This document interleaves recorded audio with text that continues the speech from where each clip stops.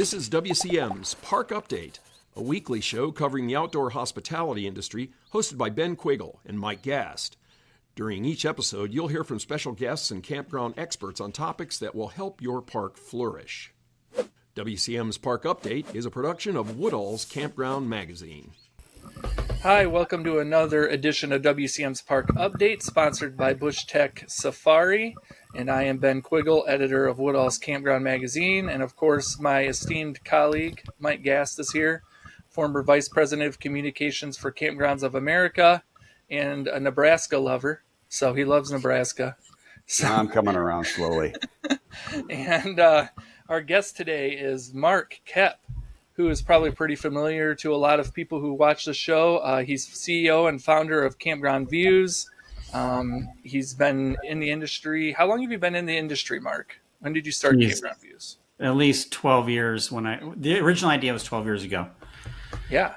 So, and of course, a lot of RV travelers probably recognize campgroundviews.com, which is a great site for finding information about RV parks, campgrounds, glamping parks, pretty much anything like that. And then you guys also do the virtual tours now too, which is huge. Correct. And you guys just got more funding. So that's great. Yeah, thank you. Yeah. So explain, I guess just to start, explain a little bit about the virtual tours and what you offer on that end, I guess. So I'll start with the problem, because I don't know, a lot of folks in the industry may not recognize the problem that their campers have. So if you put yourself into camper shoes, there's a reason why our numbers don't really grow that much. Current campers, the folks that are willing to get an RV, hit the road and go travel, they're adventure seekers. They're people that are willing to put it out there and go try things out. That is not all Americans. A lot of folks, they need stuff kind of laid out for them, a little bit better directions, a little bit better information. And so as a result, our industry actually kind of hits this plateau every so often. It ekes up a little bit, but we don't draw in a lot of new campers. Obviously, COVID changed that a little bit, but we're kind of seeing the aftermath of that now. And so the problem is, in a nutshell, information. The way that information is shared about campgrounds and RV parks is incredibly difficult. So on one end of the spectrum, there is no information about a campground. Other than a name, there's no information. You don't know what you're getting into at all. On the other end of the spectrum, there's near perfect information, and there was nobody out there providing that. And so that was the whole concept of the campground virtual tours. It's to solve that problem. Let's allow somebody to go in, hit play, and drive through a campground. They want to do that anyways. They show up at campgrounds all the time and say, hey, can I drive through it? Let's allow them to do that virtually. They can drive through that campground, see the roads, see the sites, and actually see if it's right for them. And so that was the whole concept behind it. And before we even started providing this to campgrounds, we actually spent our own time and our own money to go test it. We filmed some public parks, put it out there to see what campers thought about it. And their response was unbelievably, overwhelmingly positive. Oh my God. And usually the response was, I thought of this already.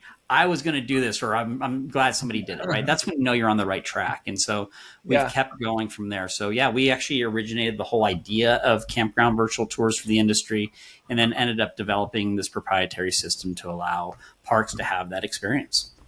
Yeah, and you and your wife were full-time RVers for a while. So I know you guys are based in Wyoming now, but how long were you traveling around visiting campgrounds and RV parks?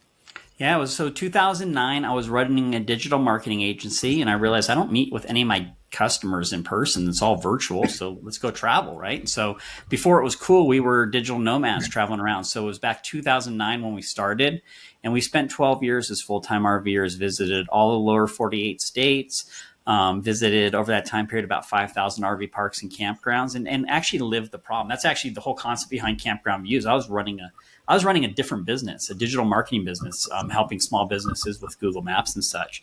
And Campground Views it was a solution to an annoyance, which was everything was review based. There's all these review sites out there. And so not only were you reading reviews, but you were then reading that person's other reviews to determine if they were full of crap or not. Like, hey, is this a legit review, or is it fake or not? And so I was like, this is a waste of time, because then when we'd show up at the park and the 5-star reviews may have been valid for somebody who was 30 years older than us, but the park next door was actually better for us. And I kept saying, why can't I just see the park, right? Why can't somebody just show me pictures and video of the park? And so the original concept was actually that people with their phones would send us video. and we would post it on YouTube. And so if you go to our YouTube channel, there is 3,000 YouTube videos on there of campgrounds and RV parks. And some of those are dated as far back as 10 years ago. And they're just shorts. They're nothing fancy. Like, people are always like, they're not fancy, but those videos, even today, this last month, were viewed over 120,000 times by people on YouTube. So Mark, you take a Campground Views a lot farther than this, because now when you drive through, you've got it integrated with the campground's inventory. You can see what sites are available, and people can actually book via that. Yeah, exactly. Yeah. So, and they're not booking through us. We're linking them directly into whatever the campground's reservation system is. And so through that YouTube journey, we started playing with 360 videos on YouTube, and we found out that people loved them. They love the ability to watch a video. People don't like, I mean, it's like, think about it. When, I think we're all old enough on this thing to remember when our grandparents showed us slideshows, little clickers with the slideshow. Mm-hmm. Those are boring as hell, right? I'd rather watch a movie. Same thing today. So all of the existing virtual tour softwares are photo-based that requires the user to kind of click like they're going to the next slide. We built it to be video-based, and then when you click on a site, you can actually book that site. Yeah, or if it's available. We're just kind of scrolling through your YouTube page here. And you have videos learning how to do the virtual tours, and then you have different videos of parks down here. And I mean, you have a huge library here, which you said you've built up over a decade. So, a lot of information on a lot of different parks. It's all real good stuff. How many parks do you have on the virtual tours right now, I guess? So as of yesterday, we passed the 1,500 barrier. That means we have 1,500 campgrounds with virtual tours. To give you an idea on scale on that, in the last 3 months, we've released 500 of those. In the first 22 months of our existence with that product, we released 1,000. So we did 500 in 3 months compared to 1,000 over 22 months before. So do all those campgrounds have their actual inventory up there with you so that they can see it and book it? Yeah, exactly. So we tie into whatever the reservation engine is. So a lot of those parks are public agency parks. So recreation.gov. We've got all the state parks in Oregon, Washington, California, New Mexico, Arizona, Utah, Texas, Louisiana, Tennessee, Indiana. We got somebody capturing Florida. And so we tie into whatever the reservation system is. So if it's Reserve America, we route you into Reserve America to create that booking. If it's recreation.gov, we route you there. If it's KOA with the K2, we route you into the K2 system to book your stay through them. So we're not a marketplace. We're not trying to take a cut off of that revenue. We're actually a marketing tool where we're trying to help the campers make a decision on where they're going to stay. So is that inventory that they're seeing as they're driving through Campground Views digitally, is that real time? Do you have a really good success rate as far as people being able to book the site they see? It depends. So recreation.gov, we're able to get an API that gives us that inventory. So we're able to show real time if the site's available or not, red or green. A lot of the other systems, especially on the private side, either don't have an API, they don't have that information, or if the park does site types and not individual site bookings, we can't really show that a site's available because we don't know, right? And it's an age-old problem for the industry, is that we have both public and private sides, right? So public parks, by and large, allow people to book individual sites. It creates a whole level of issues with it, as you all know. You see it, like, people book up these sites in advance and never show up. Whereas private parks tend to book by site type so that they can move people around and basically grid optimize. And so on our end, we try to pull as much data as we can. So the public parks, we have mostly the real-time availability. Private parks, we don't, just because it's not something they even provide. It's just site types. Another age-old problem that you mentioned earlier is the photos. I mean, you're a marketer. These parks don't take photos. The parks are getting better, but they don't do photos. Is that something you're seeing improve on campgroundviews.com? More photos, like parks going in and updating their profiles? Well, parks can claim their profiles for free at Campground Views, and we get a lot coming in. Basically, it's kind of a chicken and egg thing for us. So, hey, we had this great website, but we didn't have a lot of traffic. All of a sudden, boom, our traffic's gone through the roof because we have these virtual tours. And as a result of that traffic going through the roof, the campground owners are finding out about it, and then, coming in and claiming their listings. And so that's kind of happening on its own, but it's difficult. I mean, park owners got a lot on their plates, and there's a lot of search tools like Campground Views. I mean, there's Campendium, there's RV Parky, there's Allstays, there's all of these directories out there. And so it's kind of whack-a-mole for them on which ones do they spend their time and energy on. And so, I'm sympathetic to that. It can be an issue. Our big thing with these virtual tours is we know, like our data shows, hands down, that campers, when they have this tool, will book at a park, stay longer, and they don't need to call the park to book it because they can see it.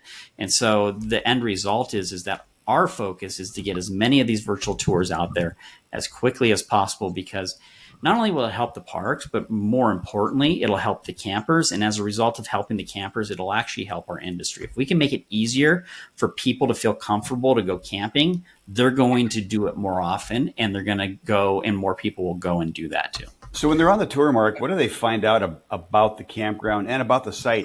Can they see that it's a pull through and it's got 80 feet and they might not have to unhook their rig? Is all that detail in there? Yeah, absolutely. In fact, Ben, if you want to pull it up, we can actually go into one of the tours if you want.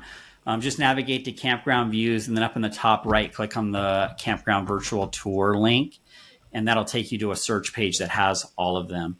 On the right-hand side, there'll be a few that have like a green banner that say featured. If you click on that, it'll open up a. Okay, we're gonna prove it's idiot proof right now. Yeah, we're gonna see.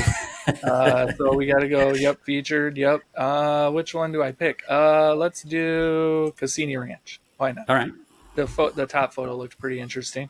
Let's go down here. 1 second. I got to share my screen. This is a test. Yeah, this is a test. There we go. So you click on it. Okay, so there's the virtual tour. Go ahead and click that question mark at the bottom right to hide that help menu. Question mark. Oh, there we go. There you go. So now Ben has already hit play, and we're cruising through this campground, and using his mouse, he can actually click and point where he wants to look. So he can actually change his point of view and look around that space. And as you can see, we're in a moving video. So we can just sit back, fold our hands, and just watch it as a video. That's what's distinctly different about our experience. So we tested out some of the other standard virtual tour softwares that require the user to click jump between photos. And we found that on average, the user will jump 5 photos and then leave, because you're not going to go through the whole campground. You're just not going to take the time. Whereas with a video like this, we're finding that 83% of the viewers will watch the entire video all the way through. And this one's how many minutes long? 16 minutes long or 36 minutes long? I can't see on the share screen here. Yeah, it's 30. So that's an information marker. If you use the progress bar there, Ben, like the play bar, and just jump somewhere, we'll jump somewhere in the campground. And you can use your mouse to kind of point our view. And now we're driving through that campground. So, Mike, to your question, this is the experience that the user has, is they're actually able to go around that park, navigate, see the roads, see the sites. And they're seeing the sites from the point of view of the roadway. So it's not, you don't have the ability necessarily to jump into that site and look around it, but you can see whatever you can see from the roadway of where that camera is located. And you have a map here. So like if you expand the map, you can actually like go and find a particular site, I guess. So we'll click on this. And this is actually an embarrassing example, because our developer is right now playing with that play button. And if you can see, it's in the way when we're paused. We're actually fixing that right now. So, little quirks. This is brand new technology. It didn't exist in the market at all. And so we had to create it from scratch. Anything developing like this is hard. For example, one of the fixes we have now, Ben, is when you click that, it's not live yet, but when you click that, you'll actually stop moving. So you'll be looking at that site. If you click visit on this one real fast, see the visit button underneath there, go ahead and pause, and then look at that one and click visit. This is an example of what we're talking about here. It should open up. I don't know if you're sharing just this screen or the other screen that's going to open. 1 second. Yep. Nope, probably not. Here, we got it. So again, Mark, you're not taking a piece of the action on the reservation. This is a subscription base for the owner to buy into. Exactly. Yeah. So they're paying a licensing fee, a hosting fee to embed this on their website. And when Ben clicked that link visit, this is an example. So this park utilizes CampSpot, and we drop the user into CampSpot into that site type to go. And then we even automatically fill in, you see the site location, site 100. So Cassini Ranch does the site lock fee. So if the user tries to book it, it'll present an information marker saying, hey, you're trying to reserve site 100. There's a site lock fee for this. Do you want to pay that? Right. So we're basically just defaulting to whatever the reservation system provides that park owner. Yeah. So really, it's kind of we're walking this fine line between providing the consumer with an amazing experience, but then working within the confines of the way the park has to operate within the reservation system. And I think we're doing a good job of it. Obviously things could always be better. And the exciting thing is a lot of the reservation engines are really getting sophisticated. And so it's nice. Like we're right now working on integrations with RMS and NewBook and ResNexus and Stay List. They all have APIs that we're able to pull in and integrate with. And so as we add their parks on, we're working on those API integrations. So are you tracking how many sites are getting booked through Campground Views? No, we don't have tracking data, but we're adding it now. What we have what we do have is anytime somebody clicks on that link and goes into the reservation engine, there's a referral source. So we can actually see that we refer traffic to them. And so then if the park has good Google Analytics, we can easily show that referral, them booked. And the data we've collected on that is we've measured as high as a 244% increase in online bookings, 40% drop in call volume, and a doubling of the average length of stay. The type of numbers that the second you say them, every RV park owner's BS meter goes up because they sound so like, yeah, right. So it is that good, and it's actually pretty impressive. To add to this, and I can keep talking all day, so feel free to jump in. To add to this, what makes this technology unique is we have an entirely different side of our business, right? So a private RV park owner or even a public agency can license these videos. But if you remember, I said we spent our own money initially. We actually went out and filmed recreation.gov properties on our own dime. And then we have those behind a paywall, so a membership paywall at Campground Views. And consumers can pay a membership fee to access those virtual tours. Mm-hmm. We've had over 40,000 campers either pay with money or an email address to access those virtual tours. To my knowledge, there's no other marketing tool ever for our industry where campers are actively willing to pay to access that experience. And that's what they're doing right now. Yeah, definitely. Well, we're going to take a short break, and we'll be right back with Mark. No, ma'am. This is a 5-star establishment. We do not have tents. Another one. With bespoke modern design, state-of-the-art craftsmanship, and only the finest quality materials, BushTech Safari manufactures tents that take luxury to the next level. A true combination of 5-star luxury and a 5 billion star experience. Tents. Better, best, BushTech. Hi, welcome back to WCM's Park Update, sponsored by BushTech Safari, and we are here talking with Mark Koep from campgroundviews.com. We talked a little bit about the virtual tours. We talked a little bit about your website where people can claim their listings, the growth you've seen overall. I guess you also operate a pretty popular Facebook group for park owners. How's that been going? I guess it seems like you still have a ton of traffic on the Facebook group. What have you been hearing from park owners this year, I guess? The biggest switch over, and I don't know if it's just because I've been operating it so long, is there's a lot of new owners and managers that have entered the industry here over the last year and a half. So there's a lot of new folks that are in the space. And we're kind of having the same conversations we did a few years ago to get them up to speed with how to operate an RV park and campground and how to serve their customers and their guests and all those type of things. Facebook as a whole has changed. So Facebook, all social media, this is Facebook, Twitter, everybody like that, they're actually down for engagement. And you see rises in like TikTok and these other short form video services. So basically people's attention spans have become really, really short, and they're kind of being drawn into these short forms versus engaging within groups. All that being said, the engagement is still off the charts on the Facebook group. I think we're at how many, can you see it on here? How many thousand members? Like 3,000. I think we're at like 3,700 or something like that. Yeah. It doesn't. Oh, it's there on the left. 3.6 thousand members. 3.6 of the forum. Of that, not all of them engage. Our average engagement on a given week is roughly about 2,500 people will log in and engage within this group. And it's owners talking about all the issues that they face, whether it's here's my new cabin or, here's me digging up the sewer on Labor Day weekend. Doesn't this look fun, right? It's the spectrum of what owners deal with. our entire purpose with this Facebook group, which I think is probably important for your viewers to know, and they're welcome to join. You can see the name there. It's a long name, up on RV Park Campground Owners and Managers Operations and Marketing Forum. The entire purpose of this group is to help owners and operators run their parks better. If they run their parks better, the campers, here I go again, the campers have a better experience. If the campers have a better experience, they go camping more often and they tell others, and our industry grows. So in the end, that's always been our, because we come at from a camper's perspective, which is we bought an RV never having owned one before in our lives, and hit the road is just an adventure as young kids, young married couple, let's go travel for a year and a half.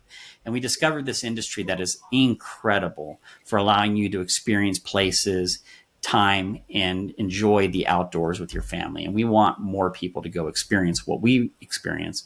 And so in the end, that's our entire focus with everything that we do. We've just been at it long enough where people have now formed opinions about me for, my biggest handicap is I have an inability to shut my mouth when I've got an opinion, and I'll speak up about my opinion. And some people disagree with that. And so, I get myself in trouble at times, and I still hear about it from others, but it is what it is. You're very active on the Facebook page. I'll give you that. Yeah, that's a very nice way to say it.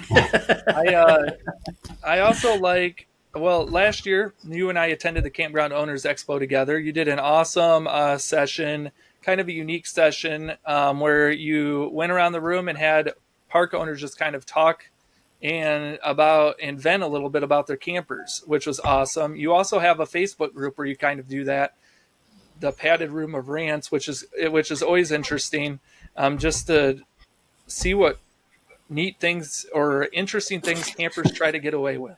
So it's crazy. Yeah, don't share that one because that one's private. I don't want their ID shown on that. But there's a Facebook group. It's only open to members of that main group, and it's called the Padded Room of Rants. And the idea is, as owners, you deal with some insane stuff. Last year, there was this thing where people were doing these disgusting things in the restrooms, and it was just crazy. And so it's just a safe place where, as an owner, you can just go and scream like, I can't believe this happened. And then what's crazy is that other owners are like, yeah, that just happened to me too. And you're just like, it actually, as a Facebook group, as a group, when you go in there, you actually lose your faith in humanity when you read the stuff that's going on. These owners, it's crazy. And running an RV park and campground, it's a consumer-facing business. You're dealing with a whole bunch of different folks of different walks of life. It's a challenging business to operate in, and a large portion of our owners and operators are mom and pops who did not come from this industry. They came outside and thought this would just be a fun idea, and they get into it and they discover that this is actually a very complex hospitality business with a lot of nuance, that if you don't have that background, if you don't have this vent, it can be very stressful and burn you out very quickly. And so again, that goes to the point of, if we can help the owners de-stress, operate their parks better, as a result, we'll have a better industry, we believe. Yeah. So, Mark, you and I got to know each other about 5 years ago in Salt Lake City during the Campground of the Future experience with that KOA had in the booth there at the, I won't call it the ill-fated RBIA show, but it was a short-lived, timing, I guess. Yeah, it was bad timing on that part of RBIA shows, but it was a big event, and KOA really pulled out all the stops for that. That was where we had the virtual reality goggles on everybody, and we were walking around. That was probably about 5 years ago already. And it's interesting to look back and remember some of the things that we talked about even back then about where camping would be heading. If you took all the handcuffs off and you could do anything, what would you do? And there's been a few of the things that KOA thought up that have, the sky cabins, the sky decks above RV sites. There's been a few things that have come about. And so what do you see, how far are we going to go in the next 5 or 10 years with camping? Back then you were just kind of getting your feet wet on the Campground Views and really getting into the technology side of it. And it was cutting edge then, and you're cutting edge now. What's cutting edge look like in 10 years?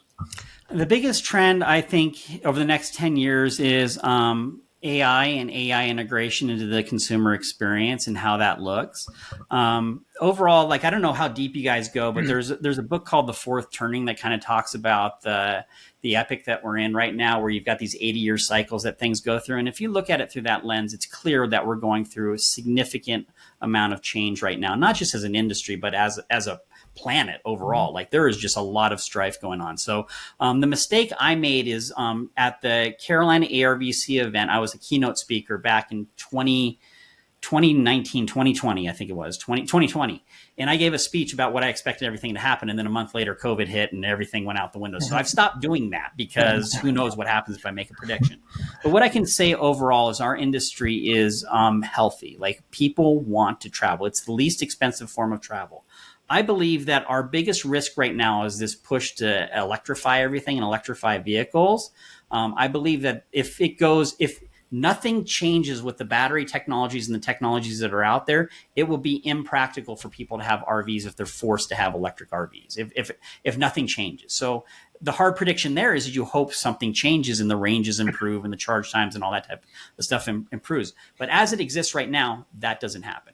The other thing is just on a geopolitical outlook, and I want to try to avoid politics a little bit, but you have to be real.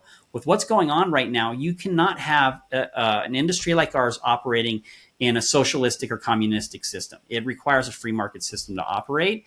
If I look at 10 years out, that's a risk.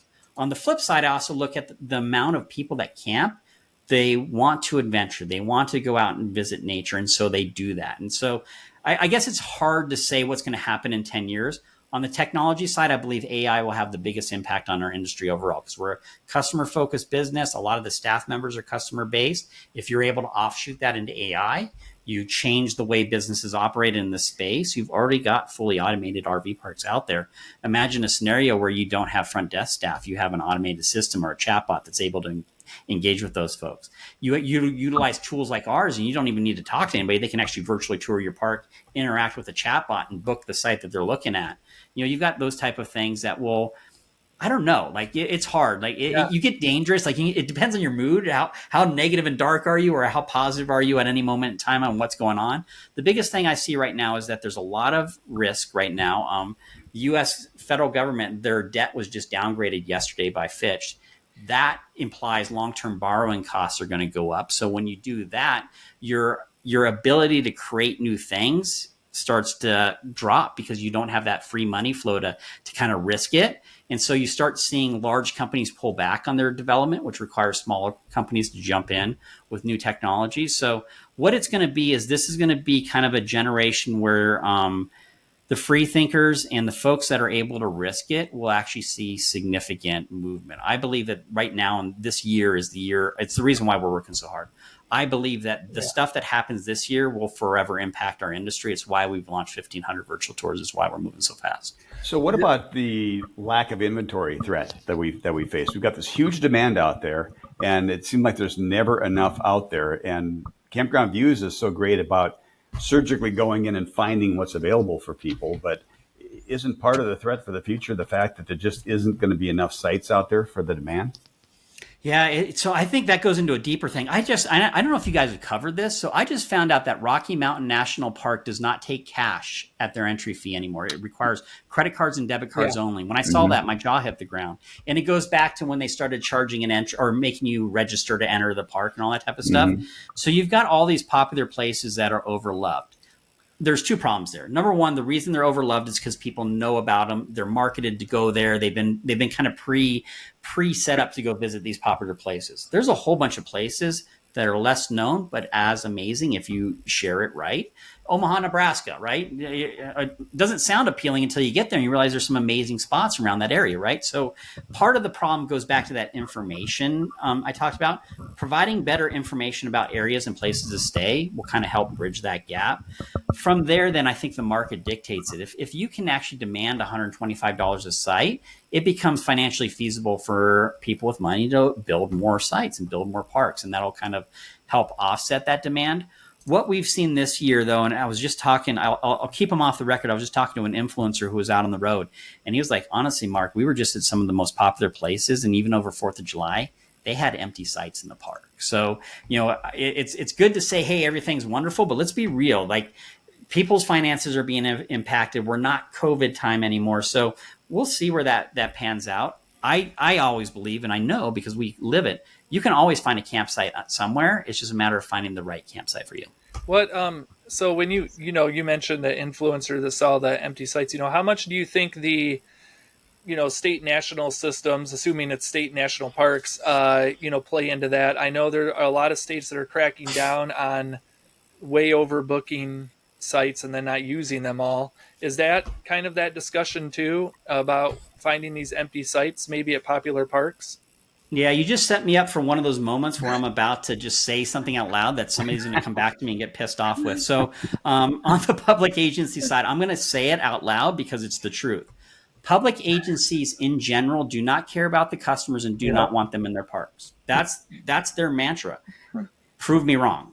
It's their mantra. They don't like those customers there because they're not customers, they're guests, and they're not getting paid any more money to deal with that person versus nobody being there. Yeah. So as a result, the public agency side is very difficult. I'll give you a specific example, and I want to call this out very specifically. Oregon State Parks, they've got a current RFP for a new reservation system out there right now. And they brought in an outside entity to kind of launch this RFP process. And they actually approached us to say, hey, you guys want to bid on it? And so we looked at it a little bit. And because we have this amazing virtual tour technology that could integrate, right? And they said, okay, this is going to be different. Their RFP process is over 1 year long with multiple testing stages. The only entities that could possibly bid on that project are entities that have enough money to go after an RFP for over a year and be able to then deliver the services that they want on it. Every small player immediately backed out. There's no way you can go after that. And so as a result, they're going to get the same thing again because there's only a few players that have the financial wherewithal to go after that contract. So as a result, you only get what you get if you don't think outside the box. And so there's a lot of, you look on the private side, these players that are out there in the reservation systems, no offense to the big agencies that are out there, foot and mouth again. So I'll regret this, Mike. We'll remember this. Somebody's going to come back and say, you said that. I saw you on Whittles. Some of these smaller players actually have better systems, but they don't have the wherewithal or the ability to make it into those public agencies and improve that. So as a result, the public agencies are both a good and a bad thing for our industry. The good thing is that they have amazing campgrounds, amazing destinations, and they get people outdoors. The bad thing is that they don't really give a crap about customer service as a whole, and it affects our industry as a whole too. Yeah, I mean, it's interesting. We got to wrap up here pretty quickly, but I just had a quick question on housing. I know when we look to the future of campgrounds and RV parks, I know Diana Kelly out there in California is really struggling with the housing crisis and how that impacts parks. Do you see that impacting more parks in the future in other states? So one of the advantages of owning an RV park is you have the ability to quickly change from short-term guests to long-term guests depending upon economic situations. So if things continue to get worse, a park that's, say their transient business is down 60%, an easy switch is offer monthly stays or long-term stays. And so it'll be market dependent depending upon the environment, whether that happens. That's where the public agency parks come in and fill that void because public parks will generally never be long-term locations. And so as a result, people will still have places to go. And then it just becomes a business decision for the campground, whether they want to be a long-term park or a short-term park. I kind of feel that that's a decision that's left up to the park owner. Yeah. The risk they run is depending upon their local laws, what laws they fall under and all that type of stuff. And that's a decision they need to make on their own. Yeah. I don't necessarily think it's a bad thing from a park owner's perspective. It gets you through those hard times and so forth. I would just encourage them, keep some sites open and make sure you continue to provide a good service to the overnight guests that still want to travel through that area. Yeah. And, you mentioned AI. I think pretty soon we're going to be able to do this show with an AI like bot. I'll just have. I thought I was. Yeah. It'll be safer for me. It probably won't put its foot in the mouth so many times. Thank you. Just a quick question on AI. When you talk about AI, and I know there's a couple of chat bots out there, I just remember, 4 or 5 years ago when I would go to conventions and reservation companies were struggling to get campground owners to come on board because they were like, I don't know if I want a reservation system. Are park owners going to be jumping to do these chat bots and to take this AI leap? I mean, it seems like they're a little bit slower at adapting to some of this technology. Well, they're not even taking the jump right now for the virtual tours. We may be at 1,500, but this is not an easy road. I mean, park owners are reluctant to that change. And they're also reluctant to giving up that control. So those two things tend to hold them back. The chatbots have a long ways to come. We're partnered with Brian with his Campy to kind of spread that out to the parks that we're working with, which is tactical on his part. He knows we're working with parks that have already said yes to technology, which opens the door to his technology to get into those parks. And so we're helping him roll it out that way, just because I believe in where he's going with that technology. I believe that it helps the consumer experience enough to improve our industry if applied correctly. And I believe Brian's on that right path with that. So the answer is, it's going to be a hard road for whoever's doing that. But if they're strategic about it and they roll it out appropriately, the next thing, and this isn't just our industry, this is an AI problem overall. AI is garbage in, garbage out. And that's the thing that I think most people have kind of discovered that now, that, like chat AI is fun, but it's really inaccurate. And especially if you give it the wrong prompts, you get a bunch of junk out of it. So that's the underlying problem with AI, that on a consumer perspective. The one thing I'll leave you with on that is that you know that big companies and government have AI that makes chat AI look like nothing, right? So there's more sophisticated systems out there. It's a question of whether we get access to them in the next 5 years, 10 years, 20 years, or ever. Yeah. But when you get down to what the value of the real experience is, AI is great on the marketing side. It'll help tell the story. But when people talk about did they enjoy their stay or not, it's based on the people that they interacted with. It's based on the people that are working in the campground, the people that are taking care of that site, more so than how they got marketed into it. Well, I think you guys have interviewed Marcia from Riverwalk out there, right? There's a perfect example of somebody doing it right. So she goes around and visits those people, and so they get a very personal interaction with them. And being able to reproduce that is ideal. Imagine a scenario where somebody pulls into an RV park. They've already got their sites. They're able to pull straight up their site, pull up, and then you roll up not with welcome packet, but with welcome, right? And actual gifts and actually making them feel, as part of a guest and a really good experience. And so I think there's a good example. If you ever want to see somebody who's doing it right, she's absolutely doing it right with her park. Yeah. And maybe we'll have like the Will Smith movie, I, Robot, here soon, where we can have the robots go out and tell people they have to quiet down at night for the park owners. So, well, the biggest risk, honestly, Ben, is AI for like news sources. I don't know if people recognize this right now, but pretty much all the major outlets are now utilizing AI. And I've got a real world example. A couple of weeks ago, there was an article on USA Today, and it predicted that in 2 weeks, so this would have been about a week ago, there were supposed to be these amazing northern lights over North America. And you could tell by reading the article that it was completely AI generated, because it was completely bogus. But the AP picked it up, and then it went wide. Everybody got it. And it didn't happen. It was completely inaccurate, but it was a perfect example of crap in, crap out. And so that AI article got spread everywhere. So I'm sure the news sources, they saw the clicks, on the ads. So they're gonna be like, well, let's run more of those, but it's just bogus content. So who knows where this goes? Yeah, who knows? So it should be interesting. So, all right. Well, it's great talking with you, Mark. I'm sure I'll see you at the Glamping Show Americas this year. No, I won't be there. We got a baby due October 17th, so it's right in the middle of all the shows. The first show I'll be at will be the Campground Owners Expo in Branson. Wow. Okay. All right. Well, hopefully your wife has a good rest of her pregnancy then, and a good delivery. So congratulations on the third kid. Absolutely. So, yeah. Yeah, I appreciate it. Well, thank you again, Mark, for joining us, and thanks everyone for watching. And we will be back again next week. Thank you.